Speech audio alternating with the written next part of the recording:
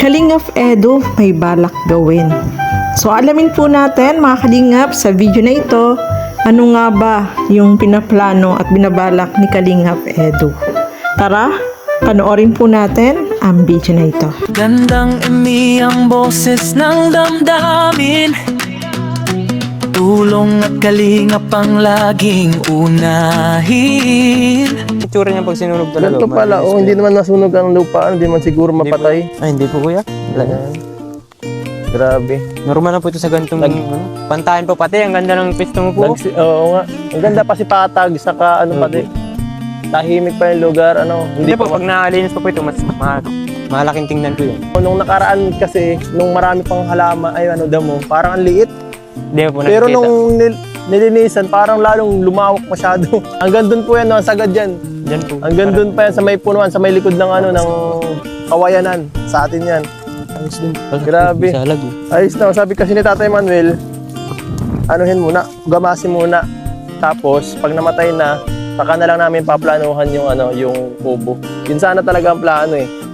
Para Okay po dito. dito, Para may tambahin tayo ng mga tinutulungan natin. So guys, Now mga kasukay mga kalingap, grabe ang lawak ng lupain ni Kalingap Edu. Lupain talaga. So nakakatuwa no, kasi nung nakita natin yung binlag ni Kalingap Edu ay puro ano pa yan, maraming puno, masukal. Tapos ang ginawa nila is pina-sprayhan. So ganun pala dapat no, ang bilis. Ang bilis na tuyo ng mga ano, halaman doon, ng mga puno. Yung mga grabe, ang sukal dati noon mga kalingap at hindi pa kita kung gaano kalaki yung lupa ni Kalingap Edu. Pero ngayon, wow, maganda no, pantay yung lupa, malawak at tahimik. Mga kalingap, ang plano dyan ni Kalingap Edu is patayuan ng kubo. Kasi sabi nga niya, kapag tapos na mag-scout or doon sa mga pinupuntahan nila, ay meron silang lugar na pahingahan. At maganda naman po yung lugar na yan kasi tahimik.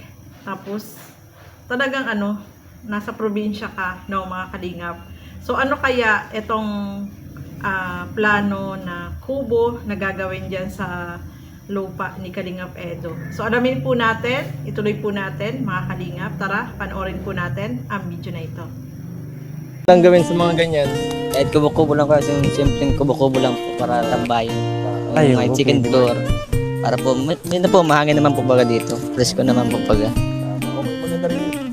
Talaga yung naisip ko at saka naisip ko rin kung sakali dito magtanim-tanim ng ano, Ano po ng mga gulay. Saka marami naman tayo marunong magtanim eh. Opo. Ito. Ako marunong pa ako magtanim. Sila Melvin, sila Papa, sila Hana, malapit lang dito. So kung tayo magpag-guide sa kanila kung paano ang magandang gawin para ma-maximize yung lote. Kasi sayang kung nakatingga lang hindi natin gagamitin. Parang ganda talaga, no? Mga kasukay mga kalingap, no, plano ni Kalingap Edu na patayuan ng kubo, bahay kubo, itong lupa niya, at saka pataniman ng mga kung ano-anong mga gulay o ano pa man para mapakinabangan yung lupa, no, kasi kaysa naman po na katenga lang. So mas maganda yung kanyang plano na pahingahan kapag wala silang, pagtapos na silang mag-vlog. At maganda naman po kasi yung lugar mga kalingap, kaya marami siyang plano na gusto niyang gawin dyan sa kanyang lupa. So maganda yan, no, mga kalingap, kasi kapag may kubo na dyan, pwede silang magpahinga dyan, presko yung paligid, yung hangin. So nakaka-relax, no, mga kalingap. So ituloy pa po natin. Ba natin, anong Ay, medyo tuyo na, nagbisita kami kanina eh. ano yun ko pwede nang gamasin yun kasi malambot-lambot na yun kasi nag-ulan. Oo. Gamas na nga, may nagsunog na nga eh. Aba! Nagulat nga ako eh. May nakikialam eh.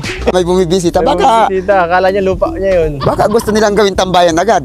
Saka pala tay, gusto ko kasing lagyan ng doon, para kahit tambayan ba, kung pwede ay, may mga alam ba kayong karpintero na pwedeng tayo yan, magtrabaho. Pupuntan ko Kuya Eds mamaya yung taga-kabilang ilog na kaibigan ko kung available kasi Available kung pwede. dayo yun eh. Silipin na agad para hindi ka naman masyado. Ay, pwede naman Pwede Kuya naman. Eds. Kaya lang, iikot tayo. Kasi kung tawid tayo ng ilog, Sa, pwede rin may bangka pala dyan, hiramin natin. Tsaka may ano eh, Para, gusto ko maano kung anong magandang itayo doon. May mga alam ka ba dyan na pwedeng design ng kubot ay? ay, gaya nung kuwait pinakita ko sa'yo, kung gusto mo. Ganun. O, Oo. pakita ulit natin. Oo, yun, kung ganun ang gusto. Isilipin natin ulit yun, guys. Ganda sana. Tay, baka mahulog, malaglag ka tay. Haunted house. Kasi di ba na po ito. Wow. Oh, ito po yung loob niya. Oh. Ganito sana kaganda ang ano. Oh. Kaya lang po, hindi na maayos. Ito po ang hagda namin, no. Kaya lang wala na pong nakatira. Kaya po, alam Wala lang tay. Ito po naman sa ano. Ang ganda nito dati. Nakakita po dito ng ginagawa ito. Kasi mahusay tayo sa kaibigan. Available tayong umakyat. Sayang itong pili pang gamit ng halibo. Ano to eh? Siminto. Tumingin na. Makita mong ilalim niya, oh. Ganyan na mataas, kailangan magagamit din sa ilalim. Oh, mga dalawang halog lang yatang papatungan Yung niya magkakaroon ng table sa ilalim. Tambayan talaga sa ilalim. Saka Ilalim. mas malaki dyan ang konti, hindi ganyan. Kasi Oo. parang ganyan, parang kasya Oo. na yun. 5 lang yata ang Oo. pwede dyan tumambay. At advice, noon ay 6 naman ang nandyan. Anim. Tapos sa taas, Gusto ko kahit mga 10 o Pwedeng mga matulugan. 15. Kasi halimbawa, tayo mga staff pa lang, oh. Diyan na tayo, 5. dami na. Mga 4-5 na agad. Tapos siyempre, mga tinutulungan, plus mga habitat, mga 10. Ay di dapat mga kaya mga 15 or ano, 10. Mga 3 ganyang kalaki, Kuya Itz. Pwede kahit mga doble nga lang, parang Size na yan, Oo. Kuya Itz. kahit mga dumoble lang ang sukat yan. Okay. Basta medyo cement yung ano, yung... Kasi ang balak pa doon, Ilalim. Kuya Manuel, may mga kubo-kubo pa na Parang gagawin talagang ano tama. Yung pabilog. yung pabilog na parang upuan lang na tambayan na gusto mong mag-chill-chill. Oo, ganda yun. Yun ang plano niya. Ay, tama-tama. Mahusay yung nandyan. Pupuntahan natin. Sige Yun. ta, pupuntahan. Po, no, mga kasukay, mga kalingap, yun pala yung balak ni Kalingap Edo na yung kubo na yun is merong taas, may hagdan. Yung pinakita dyan sa video, no, na ganong style yung gusto niya na ipagawa. At syempre, meron ding mga yung maliliit na parang may table, tapos parang meron ding kubo-kubo na maliliit. Parang ganun yung gusto niya mangyari na parang tambayan din, no? Yung mini kubo na may bubong, tapos may table na bilog, may upuan. Ganun din yung gusto niya mangyari doon sa except doon sa ano sa kubo na medyo malaki, no, mga kalingap. So maganda po yung plano ni Kalingap Edo at syempre kinausap na rin nila yung gagawa, no? So yun po yung aabangan natin na binabalak ni Kalingap Edo. Sabi nga niya sana yung mga plano niya ay masunod yung gusto niya na style ng kubo, yung ganong style na yung may kubo tapos marami mga halaman, tapos may mga kubo na maliliit. Parang ganon yung gusto niya mangyari, no? So nakaka-relax yan na tambayan, presko yung hangin. So syempre sila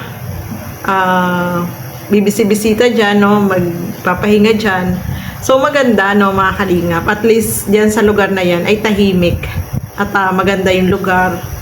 So talagang marirelax ka, no, pagkatapos ng pagbablog ay nandiyan sila, no, mga kalingap. So ayan po, no, kaabang-abang po yan, no, mga kalingap. Maganda yung plano na yan ni Kalingap Edo sa kanyang lupa, yung binabalak niya, yung project niya na gagawin dyan.